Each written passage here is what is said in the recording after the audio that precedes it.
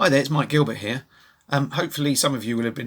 have had the chance to see my video earlier in the week promoting Armed Forces Week. And during that video I mentioned that I'd been in the RAF previously and I'm a veteran of the services. Just reflecting back on my time in the RAF, I spent 13 years at the very beginning of my career, and that really laid the foundation to then my later career over the last 20 years working within the NHS.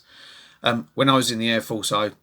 served both in the UK and in Germany and in the Falklands, not during the war, not during the Falklands War, that is. And a lot of the skills and a lot of the experience and the principles and I suppose the way I've moulded my career over the whole of my working life has really laid its foundations in working within the RAF, and a lot of my work ethic was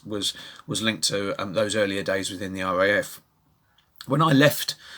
the services, I was looking for a similar job, both in terms of job security, as anyone would, and as secure as any job can be, but also looking for a job that had the same values and the same principles and the same mindset and the same ethic of working. And the NHS seemed at the time an obvious choice, and has absolutely proved to be the case over the last 20 years that I've been in it. So I've spent I've worked within the Department of Health, I've worked within the acute providers, and latterly within commissioning within CCGs.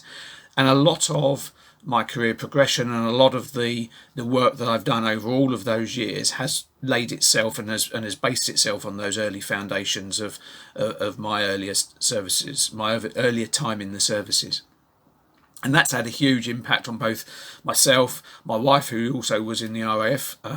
we met in the RAF, but also our children, and it's impacted in terms of the lifelong friends and colleagues that I've had both in the services and within the NHS as well. So on reflecting about my time in the Air Force, what I'd ask is think about if there's anyone that you know, any friends or family that you've got within the armed services, either serving or have been in the past, or any neighbours or people within your communities, and just think in terms of, and just take a couple of minutes to reflect on the values and the principles and what they stand for in terms of working within the armed services, and how that links really to our lives and how we work within the